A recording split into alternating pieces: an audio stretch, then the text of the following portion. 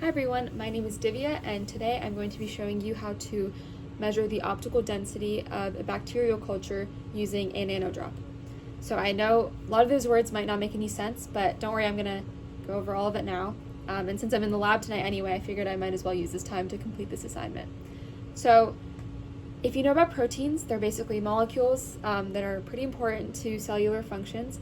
Generally all that you need to know for this video is that they're pretty hard to synthesize. And the way that we have learned to synthesize them is by taking advantage of bacteria. So if you know anything about bacteria, you probably know that they replicate really quickly, like that's the reason for antimicrobial resistance, for example. So we can harness that multiplicative power of bacteria to create a lot of our protein. So the way that bacteria grow is they start off with like one or two bacteria, and each of those bacteria divide into two, and then each of those bacteria divide into two, and in that way, you start to get exponential growth of bacteria right before they hit a saturation or stagnation point where they've eaten up all of the nutrients in the environment and they can't grow anymore.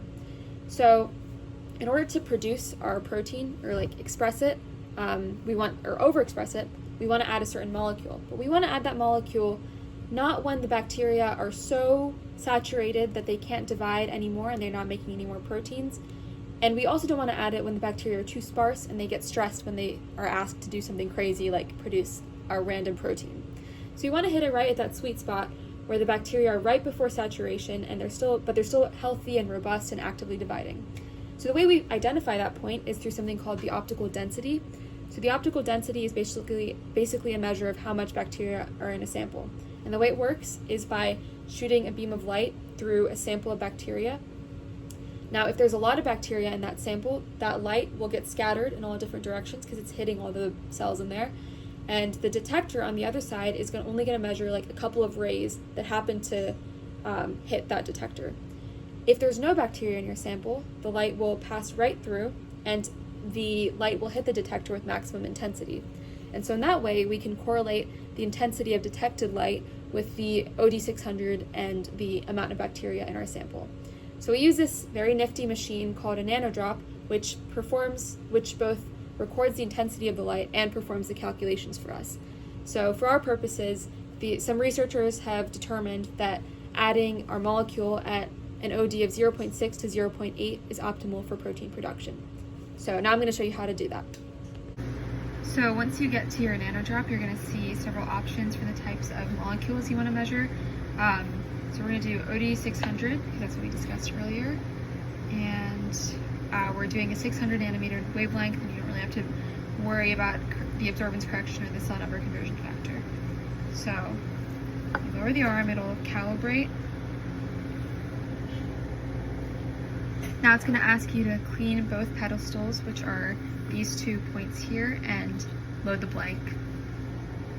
So here our blank is the media that we're using, which doesn't have any bacteria in it. So I'll measure that by getting a P10 pipette, pipetting 2 microliters very carefully onto the bottom pedestal. And you just slowly lower the arm and you'll record.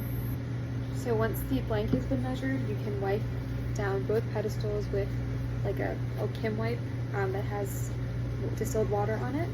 And you can load your first sample. So my first sample is in this flask here. So I'll load 2 microliters onto the pedestal, same way that I loaded the blank. And here you can see it measuring and saving the data. And we can see that our OD600 is 0.06 for this sample. Now I just repeated that procedure for this sample, which is a lot more turbid, so that means there's a lot more bacteria in here.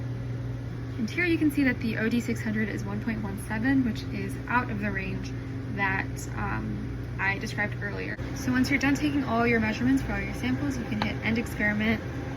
I'm not going to export the data, and then you just clean the sample area by getting your Kim wipe that has water on it and wiping down the pedestals, and then it's ready for the next person to use.